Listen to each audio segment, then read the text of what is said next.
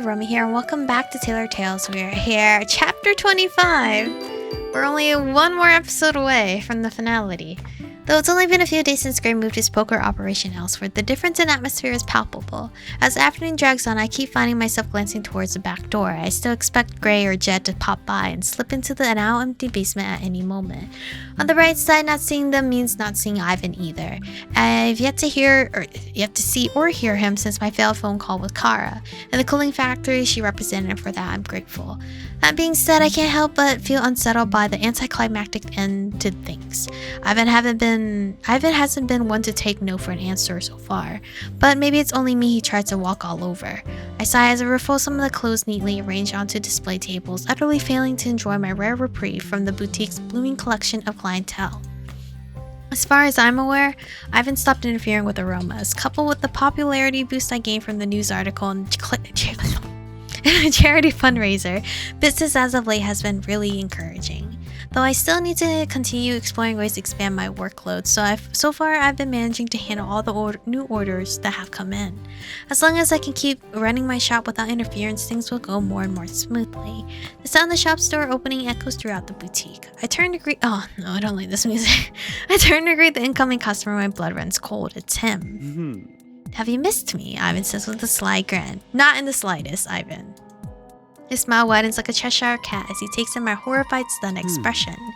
I guess not, he muses, but I've certainly missed you. Ivan approaches me slowly and steadily, each footstep causing my heart to pound louder.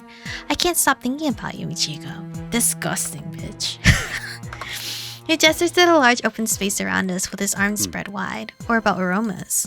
And the next second, Ivan brings his outstretched hands together with a loud clap. I can't help but flinch at the sound. I came to give you a second chance to listen, to reason, after all. Ivan takes another step towards me. When I attempt to move backwards, my waist bumps into the display table. You guys hear that? I'm sorry, Ari's scratching herself. I feel in my pockets for my phone, only to realize I left it over by the cash register. Again. You've been such a good girl all this time. You let us use your building for whatever you wanted. Took Ray up to your room for negotiations. Dread pulls into my stomach. Ivan comes close enough that I can smell the stench of his cologne. Even when you found out the truth, you continue to stay so compliant. Why stop now? Ivan smells menacingly. I fight the overwhelming urge to vomit. Why won't he leave me alone? I've made it so painstakingly clear I don't want anything to do with him, but that doesn't seem to matter to Ivan. He seems hell-bent on seeing me surrender, but I'm not going to give him the pleasure. You have 60 seconds to leave before I call the police. I don't give a shit. I'm calling the police, I don't care. I spit out, infuriated by his presence here. Funny you should mention the cops, Ivan says with a cocky grin. I was about to do the same. What? What do you mean? I give him a look of absolute befuddlement. What reason would you have to call the police on me? I asked. This is my shop. What reason would you have to call the police on me? Ivan replies, his grin widening further. Trespassing my property? Or I feel harassed? I don't know. This is either the weirdest bluff I have ever heard in my life, or there's a lot more he's not saying. Either way, I despise the smug look on his face. You're not wanted here, I snap back. It's beyond irritating that I need to spell out the obvious for him. Now that you no longer work in my basement, you have no reason to come by. I won't hesitate to report you for harassment and interfering with my business. My obvious annoyance only serves to amuse. I was about to say abuse again. Amuse him further, unfortunately. I glance over to where my phone is, longing to punish him for all he's put me through. I would think twice about that if I were you, Ivan says smugly. Oh, and why is that, I ask. I've been putting a lot of thought into a sales pitch for you. I didn't go about this the right way the first time around. I don't think your pitch makes much of a difference, I say with a snort. I don't want to launder money for you, period. I know you don't, but I think you could be motivated to. Ivan leans towards me, resting both his hands on the table behind me.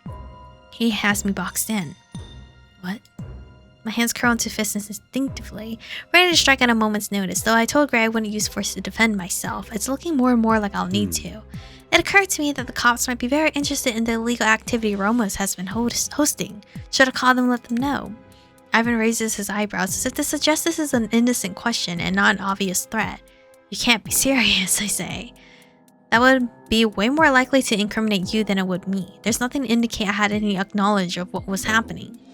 How about eyewitness testimony Ivan encounters? Plenty of our regular customers were there when you dropped in the other night. They heard you ask about buying a seat at the table. You turned in your own customers too. Good luck getting anyone to trust you again after you get out of jail, I scoff.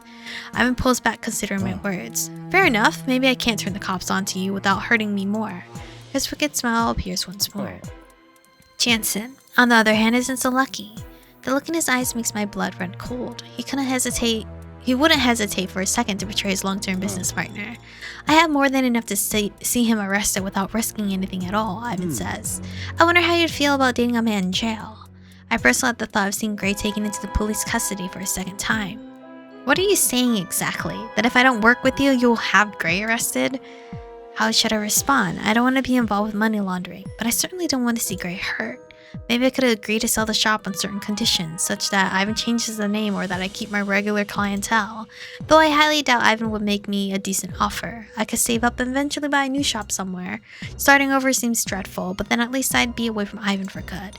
Would Gray be able to say the same? Or would Ivan continue to blackmail him into staying or running the poker ring? I'm not just here to threaten you though, Ivan continues, breaking my train of thought. I cross my arms. Really? Could have had me fooled, I say bitterly. If there's one thing I've learned about you over the past couple weeks, it's that threats alone won't work, so let me make you an offer. My anger towards him settles down to a simmer as my curiosity takes priority. What could he have to say? If you won't give me aromas, I'll give the cops what I have on Jansen. But if you do, I'll give you that evidence instead. My brows lift in surprise. You mean... The front door to the boutique swings open and Jed walks in, bringing our intense conversation to an abrupt halt. Hey, Michiko, Gray thinks we left something in the basement. Mind if I... He stops short when he notices Ivan next to me visibly tensing. What are you doing here? The boutique is off limits now. I know Gray made that clear. Ivan shrugs his shoulder, forcing a friendly smile into his face. I heard you guys forgot something here. Thought I would step in and sort things out for you. I was in the area. My eyes narrow in response to Ivan's attempt to talk his way out of the situation. Jed crosses his arm over his chest, looking unconvinced. I make eye contact with him, trying to convey just how uncomfortable I am with Ivan being here. What did we forget? Jed asks, still tense. Ivan appears baffled by the question. What? You said you heard that Gray and I left something behind here. What was it we were looking for? Ivan scratches the back of his head, looking sheepish. I guess I don't remember that part. Just thought I'd have a look around, see if I saw anything. Sure. Come on, man. It's time to go. Don't let me catch you here again. Jed looks more cross than I've ever seen as he stands firm against Ivan's attempt to smooth things over. Ivan looks less than pleased. He moves to face Jed head on, but still attempts to keep the uneasy peace between them. Alright, fine. You caught me. I need to talk to Michiko alone. Can you give us a few minutes? Then I'll leave, I swear. Jed simply shakes his head, causing me to sigh in relief. I don't want to be subjected to Ivan's mind games or physical presence anymore. No, you leave now. Ivan straightens to his full height, though his stature is still shorter than Jed's. Just give me a couple minutes, that's all I'm asking. Despite Ivan's attempt at bargaining, Jed seems to be an immovable force. And my answer is still no. The look in Jed's eyes is fierce as he stares down at Ivan. My question to you is, do you want to walk out of here willingly, or do you want me to make you? Ooh. For a moment, I think Ivan is going to take a swing at him. Instead, he slowly raises his hands up in surrender. Alright. I'll go. No need to get up in arms over this, Ivan says, looking annoyed. I breathe a sigh of relief, though I wouldn't care much if Ivan was hurt, but I don't want Jed to be. Though I highly suspect that Jed would win in a fight between the two, I hate the thought of a friend potentially getting injured for my sake. None of us are a stranger to brawls and the injuries incurred from them, but that doesn't make it easier to see someone you care about get hurt. Not to mention how much I'd hate to see Sarah worrying over a wounded Jed, even if he did emerge victorious. Ivan turns his attention back to me. Think about what I said. If I don't hear from you within the week, I'll assume you've refused my offer. You know what'll happen then, Ivan says ominously. Enough, Jed growls. Out. Okay.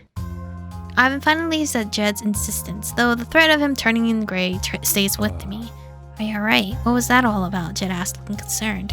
I hesitate to answer, unsure of how much to reveal. I don't want to tell Jed something that Gray wouldn't want him to know. He was trying to persuade me to hand over aromas for money laundering again, I say truthfully. I leave out the part about Ivan blackmailing Gray with the wrongdoings of his past. Best let Gray be the one to tell him, if he hasn't already. Again, I guess that's not exactly surprising, but I didn't expect him to go behind our backs after the last talk we had. Jed lets out a long sigh before peering out of the shop windows to ensure Ivan is really gone. Sorry about him, Michiko. He can be freakishly hard to get rid of, like some kind of cockroach. I find myself readily nodding at the comparison. I know that Gray's been actively trying to break ties with him for weeks now, though if I'm being honest, I'd wager he's wanted a lot longer. Jed continues. Any idea why it's taking him so long? I asked tentatively. He's never told me, and I've never thought to ask, Jed says with a shrug. Fair enough. I look around my shop sign. 2 of the most valuable things I have in my life are being threatened, and I'm not sure how to protect either one. What should I do now? I wonder out loud. I run my fingers along the clothes I had been folding before Ivan came in, savoring the feeling of the fabric. It feels as though everything I've built could be taken away in an instant. You could install some security equipment, Jed offers. Maybe a silent alarm that could use to notify the police if Ivan comes back. Yeah, that's not a bad idea. I don't know why my girl hasn't thought of that before. I nod politely, swallowing the lump in my throat. There's no doubt in my mind that Ivan would reveal all his evidence on Gray if he was arrested. If only I could ascertain a way to get rid of Ivan's blackmail. This whole situation would be so much simpler if that was the case. I could take up Jed's suggestion and get security cameras and an alarm, and never have to worry about Ivan again. But how would I even begin to go about this? I barely know anything about the man, let alone have access to his home or know where he'd keep important documents. I need someone who knows Ivan. I need Gray. So, do you mind if I check the basement? Jed asked. Huh? Alright, you said you might have left something behind. Sure, I don't mind you looking. I unlock the door for him and Jed disappears. I go and grab my phone from its resting spot near the cash register before pulling up Gray's contact info. I text him asking if we can meet tomorrow, and only a few short moments pass before my phone lights up with his response. We coordinate a time to meet and set the location at his place. Gray and I will sort this out. We have to. Our futures depend on it. And you only have one more chapter to go to clear this air up. As I knock on the door to Gray's apartment, I try to calm my racing heart. Ivan's visit has been plaguing my mind. I was scarcely able to sleep last night from the stress. When Gray opens the door, I lurch forward, grabbing my arms around him tightly and breathing in his familiar scent. His chest rumbles with laughter, but he returns my embrace after tugging me inside and closing his front door. I don't think this is a laughing matter, Gray. There's some crazy shit happening. Nice to see you too. What's the occasion? Ivan came back to Aroma's yesterday, I whisper. Immediately, Gray goes still, though I can hear his heart rate speed up as I stay pressed against him. Oh, Machiko, I'm so sorry. What happened? Are you alright? Gray pulls me back to peer at my face, worry written clearly all over his own. I'm fine. Jed showed up at the perfect time and practically forced him out the door. Gray sighs in relief, running a hand through his hair roughly. Thank fucking God. I can't believe he went behind my back like that after our talk. He still wants me to let him launder money through Aromas, I say bitterly. He said if I cooperate, he'll hand over the blackmail he has on you. I take a moment to steady myself before continuing. This has all been such a nightmare. But if I refuse, he said he'll turn you over to the police. If I don't tell him yes within the week, he'll assume my answer is no. I watch a variety of emotions flicker across Gray's face. Shock, anger, fear, and more play out as he takes in the bombshell I dropped. Eventually, his expression seems to settle on guilt. I'm so sorry. He's put you in this situation, Michiko. I'm sorry I have. I start to open my mouth to protest, wanting to reinforce that this isn't Gray's fault, but stop when I notice the fierce look of warning he's giving me. I don't want you to even consider taking him up on his offer. You're not doing something for my sake that I wouldn't want you to do. But Gray presses his lips to mine, fervently trying to communicate his feelings for me. Love, worry, desire, desperation are all competing amongst each other in the kiss we share. Please don't hurt yourself for my sake, he whispers hoarsely. I can fix this. He's always wanting to fix things. And I mean, he said he wants to do that, but it's fine. It's okay. I just want to be able to take or talk things through with you. I want to make sense of it all. I look up at Gray, my eyes pleading with him to listen. In response, he guides me over to the couch in his living room and we sit down together. I move in close to him, interlocking the fingers of one of my hands with one of his. I want to just throw an idea out there and we discuss it. No deciding anything, no freaking out, just brainstorming, I say as firmly as I can. Gray gives me a half-hearted, lopsided smile. Alright then, Michiko, let's try this out. I actually don't like those choices.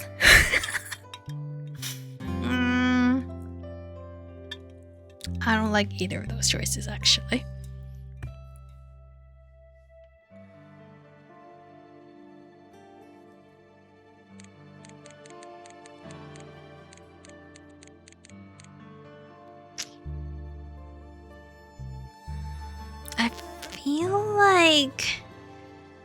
I feel like the safest option is just to sell my boutique to him.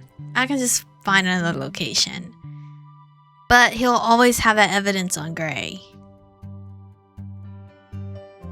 But how the fuck will we take it out from him by force?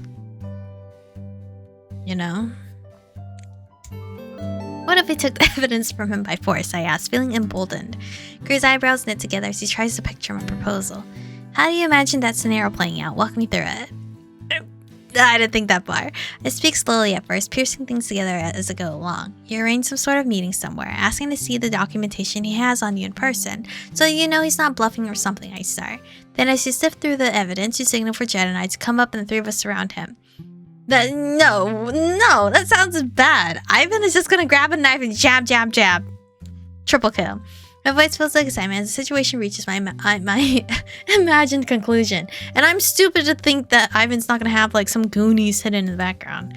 And I have no choice but to back off, leaving all the papers behind with us. What if he only brought some of the evidence and left the rest at home? Or if he brought only the copies and kept the original somewhere safe? Great questions. Oh, I respond defeated. I didn't think of that. Seeing my frown, Gray reaches out and gently strokes my hair. It's going to be alright, Michiko. This will work out. I have a plan.